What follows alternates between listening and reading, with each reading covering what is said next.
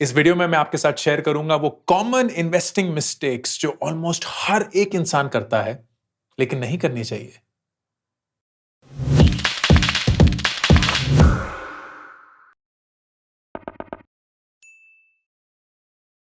दोस्तों, हर रोज हजारों comments, emails, well हजारों नहीं, 4-5, बट बहुत सारे कमेंट्स, ईमेल्स, डीएम से बहुत सारे लोग अपनी इन्वेस्टिंग जर्नी के बारे में शेयर करते हैं।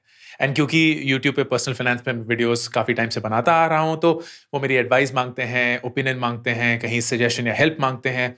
And through that I observe some very frequently occurring mistakes that people tend to make.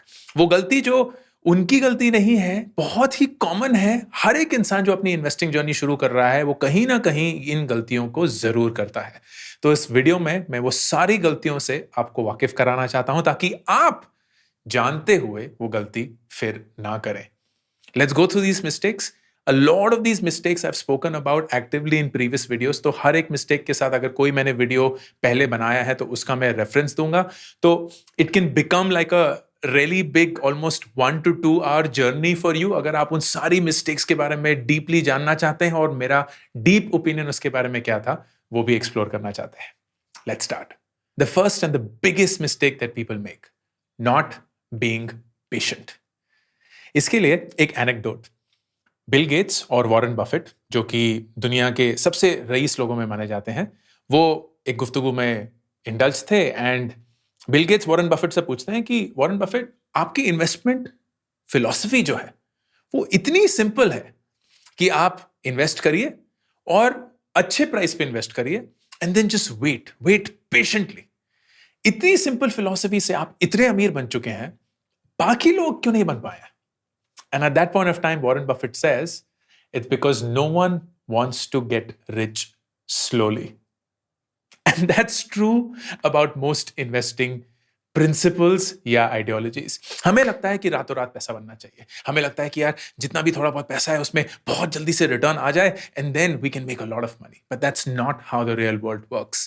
The first and the most important thing that you have to recognize about investing कि investing में आप एक long term के लिए invest कर रहे हैं and उसकी बुनियाद होगी पेशेंस। अगर आप पेशेंट नहीं होंगे देन आप हमेशा शॉर्ट टर्म रिस्कियर डिसीजंस लेंगे और उससे आप अपने पैसे को बर्बाद कर सकते हैं।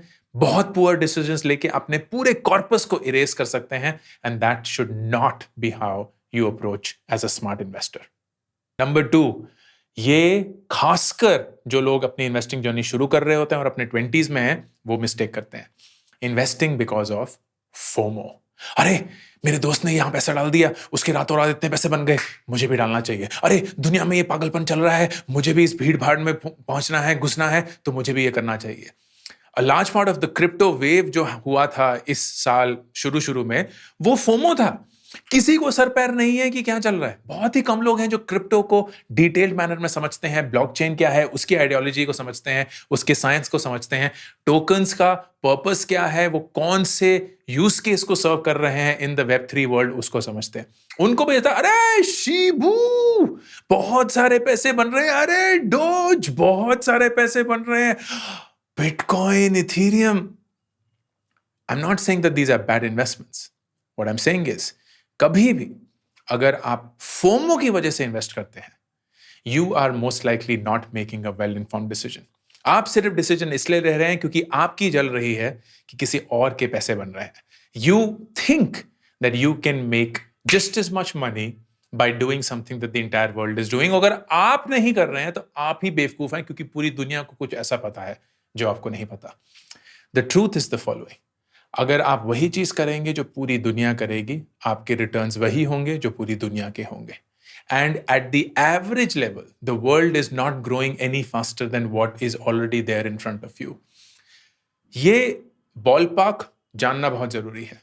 अगर आप लॉन्ग टर्म के लिए इन्वेस्ट करते हैं, then a reasonable return to expect is between 15 to 25% year on year over at least 10-year period. ये मैं फिर से दोहरा रहा हूं, अगर आप लॉन्ग टर्म के लिए इन्वेस्ट करते हैं, then a reasonable rate of return to expect will be between 15 to 25% pre-tax, 15 to 25% year on year. इसका मतलब आपने जो 100 रुपए डाले वो 10 साल में हर साल 15 से 25% बढ़ेंगे. That is a reasonable expectation of a return. अगर इससे ज्यादा आप एक्सपेक्ट करते हैं, you are actually going against virtually every historical figure that we know of. अगर आप इससे कम करते हैं, you are unnecessarily losing the value of your money जो आप कमा सकते हैं. This is the normal ballpark. बहुत सारे लोग होते हैं जो बोलते हैं 15-25% से क्या होगा, पैसा इतना धीरे धीरे बढ़ता है. But that goes point to the first mistake that most people make. They're not patient. Be patient. Don't invest because of FOMO. Number 3, thinking that you know more than the experts. ये एक बहुत common problem है. And this usually happens क्योंकि हमारे दुनिया में ना, खासकर हिंदुस्तान में, एक्सपर्ट हर तरफ फैले हुए हैं. हर एक इंसान की फैमिली में कोई ना कोई अंकल होंगे, कोई ना कोई ताऊ होंगे, कोई ना कोई इंसान होंगे, बोलेंगे बेटा बेटी ये स्टॉक ले लो, 2 दिन के अंदर डबल पैसा. मैं बोलता हूं. And these so-called experts drive a lot of the investing. Then at the other hand are people who say, अरे मुझे पता है, सारा डेटा देखा हुआ है, मुझे पता क्या करना है. The reality is we don't have the time. We're nearly not the experts. I don't claim to be an expert. मुझे नहीं पता है कि कौन सा स्टॉक खरीदना है, मुझे नहीं पता है कि कौन से स्टॉक में इन्वेस्ट करना है. I have 2 principles. Number 1, I only invest in the top stocks in every industry. तो अगर मुझे ऑयल एंड गैस में करना होगा तो मैं बोलूंगा चलिए रिलायंस में इन्वेस्ट करते हैं. अगर मुझे रिटेल में करना होगा तो मैं बोलूंगा चलिए इसमें करते हैं. अगर मुझे आईटी आउटसोर्सिंग में करना होगा तो मैं बोलूंगा इसमें करते हैं. मैं नाम नहीं ले रहा हूं क्योंकि फिर ऐसे लगेगा मैं रिकमेंडेशन कर रहा हूं. But what I also recognise is कि मेरे 100 रुपए के स्टॉक इन्वेस्टमेंट्स में ये ज्यादा से ज्यादा 20 या 25 रुपए होगा. ज्यादातर almost 75% of my investments will be investments in what I call ideas. And ideas means I am riding on someone else's expert view on a certain idea. बहुत बार मैंने small case के बारे में बात किया है because that's my preferred way of investing in ideas. What small case does is they have experts and experts बोलते हैं कि हमारे पास ये idea है. For example, एक idea है कि आप डिविडेंड हैवी स्टॉक्स में इन्वेस्ट कर सकते हैं, which means कि अगर आपको डिविडेंड इनकम कमानी है, which is a great way of passive income, तो आप इन पोर्टफोलियो के स्टॉक्स में इन्वेस्ट कर सकते हैं and you will get a steady dividend income without thinking twice about it. Who will do the hard work of researching कि कौन सा स्टॉक खरीदना है, वो स्टॉक के वेटेजेस या डिस्ट्रीब्यूशन क्या होना चाहिए, वो स्टॉक कितने खरीदने हैं, कब खरीदने हैं. All of that is done by an expert. I don't have to apply my mind and say क्या खरीदें, कितना खरीदें, कब खरीदें, so on and so forth. Someone is doing that job and they are an expert. That's why I love investing in ideas. Mutual funds is a great way to invest in ideas. Small case is a great way to invest in ideas. What I like about small case as against mutual funds, and ये comparison नहीं है, both are good. But what I like it कि small case में बहुत interesting ideas होते हैं जो ज़्यादातर मुझे mutual fund में नहीं मिलते हैं. For example value and momentum जहां मैंने काफी इन्वेस्ट किया हुआ है. Again this is not a recommendation, मैं सिर्फ ये बोल रहा हूं कि मैंने क्या किया हुआ है. आप प्लीज अपनी रिसर्च करके ही ये डिसीजन लीजिएगा. What is there in value and momentum is कि वो स्टॉक्स जो बहुत अच्छे प्राइस पे हैं and they are riding a certain momentum. Momentum strategy मेरी फेवरेट स्ट्रैटेजी है to invest in small case. मेरा ऑलमोस्ट 60% पैसा मोमेंटम स्ट्रैटेजी में गया हुआ है. And value and momentum is a great small case to start अगर आप उसी स्ट्रैटेजी पे राइड करना चाहते हैं. Another idea, as I said, is dividend stars. ये पोर्टफोलियो है जहां आपको स्टेडी डिविडेंड इनकम मिलती है. कोई और फाइट मार रहा है रिसर्च करने के लिए कि कौन से स्टॉक्स क्या उनका वेटेज होना चाहिए, कब कब उसको फिर से रीबैलेंस करना है, so on and so forth. Another one very interesting and very popular is CanSlim. CanSlim एक इन्वेस्टिंग थीसिस या एक मॉडल है जो कि विलियम ओ'नील एक अमेरिकन इन्वेस्टर है, उन्होंने बनाई थी. एंड उसके चलते they have adopted the CanSlim approach of stock investing and applied it to the Indian stock market. बहुत इंटरेस्टिंग है. अगर आप इस मॉडल को स्टडी करेंगे, it revolves around current earnings, annual earnings, new factor, supply and demand, leader versus laggard, so on and so forth. So बहुत involve है, बहुत रिसर्च हैवी है, which is why admit it, we are not the experts, someone else is doing that work and they will get that done. ये सारे के बारे में मैंने एक वीडियो बनाया था which was around the charges of small cases and कौन कौन से चार्जेस अप्लाई होते हैं. एंड उसी में एक सब्सक्रिप्शन प्लान स्मॉल केस ने इंट्रोड्यूस किया है, where you can get access to all of these small cases for just ₹6,000 in a year. तो आप एक साल में सिर्फ 6,000 रुपए देंगे एंड आपको ये सारे स्मॉल केसेस का सब्सक्रिप्शन मिलेगा, विच मीन्स आपका कितना स्टॉक, कौन सा स्टॉक, कब खरीदना है, कब बेचना है, all of that information will be given to you through an email, through one click.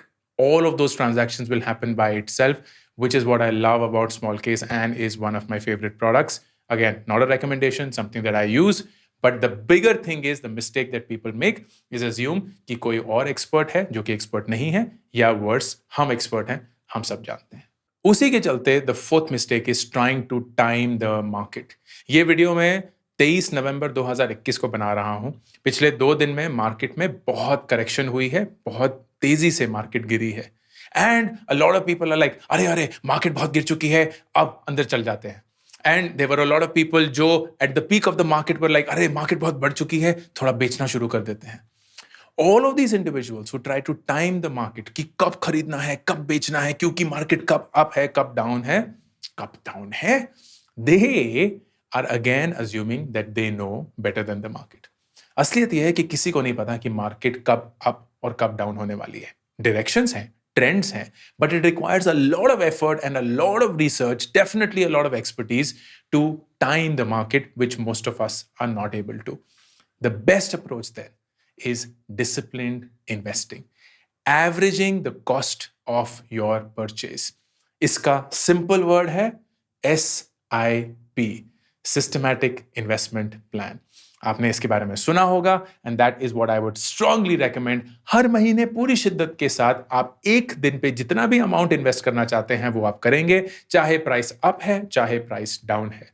Through that what you doing is कि हर महीने जब भी आप इन्वेस्ट कर रहे होंगे, you will buy into sometimes up, sometimes down, sometimes up, sometimes down, लेकिन over a long period of time आपका जो cost है वो average हो चुका होगा while giving you the growth that you are looking for.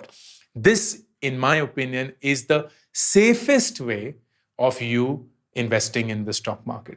कभी भी अगर आप time करने की कोशिश करेंगे और वो गलत हो गया, then you may get lucky and make a lot of money, or it may be a disaster and you may lose a lot of money. लेकिन अगर आप शिद्दत से डिसिप्लिन्ड मैनर में हर महीने, हर हफ्ते, हर 15 दिन, हर 3 महीने जितना भी आपका हैसियत है और जितनी भी आपकी श्रद्धा है उसके बेसिस पे इन्वेस्ट करेंगे, you will get the best of what the market has to offer. इसके ऊपर भी मैंने एक वीडियो बनाया था which was how do SIPs work, उसको आप चेक कर सकते हैं. Number 5, not understanding how compounding works. Compounding stock market की बुनियाद है. The reason why your money will grow is because it is compounding. What is compounding? Simple definition. Compounding is कि जितना भी आपका बेस है उसके ऊपर एक ग्रोथ रेट होगी. उसकी वजह से एक नया बेस बनेगा which will be bigger than the previous base. उसके ऊपर भी एक ग्रोथ रेट बनेगी and you will keep multiplying that, which means you are growing on your newer, larger base than the same base that you had to start with. तो 100 रुपए पे अगर आप 10% ग्रो करते हैं तो आप 110 रुपए कमाते हैं. इस 110 रुपए पे अगर आप 10% फिर से ग्रो करते हैं तब आप 11 रुपए और कमाते हैं और आप 121 रुपए पे पहुंच जाते हैं. Which means फर्स्ट ईयर आपने कमाए 10 रुपए, लेकिन अगले साल आपने कमाए 11 रुपए. बेस सेम ही था 100 रुपए का, लेकिन because of compounding the addition is increasing every single year. ये लोगों को ना समझ नहीं आता है. I'll give you a simple example. फर्ज करिए कि आपने 1 लाख रुपए इन्वेस्ट करे एंड वो स्टॉक जहां भी आपने इन्वेस्ट किया वो एक साल में 15% ग्रो किया, which means at the end of the year you made 15,000 rupees. यही 1 लाख अगर 1 करोड़ रुपए होंगे तो जो 15% की ग्रोथ है वो इस 1 करोड़ रुपए की वजह से कम नहीं हो जाएगी, 15% ही रहेगी. Which means आपका 1 करोड़ का बेस 15% की ग्रोथ पे आपको 15 लाख रुपए देगा. And that is how compounding messes with our mind. क्योंकि हमें लगता है कि जब ये अमाउंट बहुत बड़ा हो जाता है ना तो चीजें धीरे से ग्रो करती है. नहीं, वो उसी रफ्तार से ग्रो कर रही हैं जिस रफ्तार से आपका छोटा सा पैसा ग्रो कर रहा है. What is needed is for you to be in that market for a really long time. क्योंकि शुरू में तो वो धीरे से ग्रो करेगा, बट उसके बाद जब बेस बढ़ चुका होगा, it will start making this curve. मैंने इस पे भी एक वीडियो बनाया था which is how does compounding work, please उसको चेकआउट करिएगा। Mistake number 6, ignoring beta for alpha. Alpha beta क्या होते हैं? सिंपल सा, अल्फा का मतलब the growth that any investment is giving you, beta का मतलब द वॉलेटिलिटी या the risk that you have to take to get that growth. जब कभी भी आप अल्फा के पीछे भागते हैं ना, अरे ग्रोथ चाहिए ग्रोथ चाहिए, लेकिन आप बीटा को इग्नोर कर देते हैं, you are making a mistake. Classic example, crypto. Crypto is a by definition high alpha high beta asset. इसका मतलब उसमें ग्रोथ बहुत ज्यादा है, सब देख चुके हैं, लेकिन उसकी वजह से उसमें जो रिस्क या वॉलेटिलिटी है वो भी बहुत ज्यादा है। कभी ऊपर, कभी बहुत नीचे, कभी बहुत ऊपर, कभी बहुत नीचे, and not a lot of people can digest that. हर इंसान की फितरत नहीं होती है इतना रिस्क संभाल पाना या झेल पाना। सो इट इज इंपॉर्टेंट कि आप सिर्फ ग्रोथ के पीछे ना भाग के, अल्फा के पीछे ना भाग के, बीटा को भी कंसिडर करें। What is the risk attached with this asset? A good definition again is fixed deposits. Fixed deposits में अल्फा जो है वो कांस्टेंट होता है, जो आपको 4-5% मिल रहा है वो कांस्टेंट है, एंड उसकी वजह से बीटा जो है वो ऑलमोस्ट जीरो है, रिस्क नहीं है। आपको पता है कि ऑलमोस्ट 100% आपका पैसा सेफ है, ये कहीं ना ऊपर जाएगा ना नीचे जाएगा ना गायब होगा, because you are willing to go for a zero beta, you compromise for a lower alpha. क्योंकि इन्वेस्टिंग का प्रिंसिपल है कि जैसे जैसे अल्फा बढ़ेगा वैसे वैसे बीटा भी बढ़ेगा। It is impossible that you can get very high alpha with zero beta. It is impossible कि आपको बहुत ग्रोथ जिंदगी में मिलेगी with zero risk. Not just true for investing, true for life. इसी के चलते next mistake is settling for low alpha क्योंकि आपको बीटा जीरो चाहिए, which again is our favourite, fixed deposit. हमारे माँ बाप एक ऐसी जनरेशन में है, and it's true for them because अब वो एक ऐसी एज में पहुंच चुके हैं जहां उनको अपना पैसा प्रोटेक्ट करना है, ग्रो नहीं करना, that they settle for low alpha मतलब लो ग्रोथ फॉर जीरो बीटा। उनको रिस्क नहीं चाहिए, उनको चाहिए कि उनके जो 100 रुपए है ना वो 100 रुपए ही बने रहें और इन्फ्लेशन को धीरे धीरे बस बीट करते रहें। उनको लोड नहीं लेना कि इस 100 रुपए को 200 रुपए बना दो अगले साल में। They don't want to play that game, क्योंकि खुदा ना खास्ता वो 100 रुपए अगर 50 हो गए तो उनके रिटायरमेंट का पैसा चला गया, बच्चों के एजुकेशन का पैसा चला गया, शादी का पैसा, whatever is it that they have saved that money for. You when you are young should not be playing that game. आपको लो अल्फा नहीं सेटल होना है क्योंकि आपको बीटा जीरो चाहिए। You in your 20s, you in your 30s should be okay with high beta as long as it is giving you high alpha. Of course, reasonable. Alpha beta के ऊपर मैंने एक बहुत डिटेल वीडियो बनाया था which was how do you pick stocks for long term investing. Please उसको देखिएगा क्योंकि उससे बहुत क्लियर हो जाएगा कि how do you play with alpha beta and what are the best stocks to thus pick. Mistake number 8, ignoring taxes. Taxes are real, taxes will always exist. Please अपने आप को टैक्सेस से वाकिफ कराइएगा। Long term and capital gain tax, long term capital gain tax, short term capital gain tax या income tax as part of your interest that you earn, वो सारी चीजें which are important for you to recognise is something that you should not disregard. जब कभी भी आप अपना return calculate कर रहे होते हैं तो आपको अपना पोस्ट टैक्स रिटर्न देखना चाहिए, क्योंकि वही पैसा है जो अल्टीमेटली आपको अपने बैंक में मिलेगा। बाकी का पैसा आपको सरकार को देना है।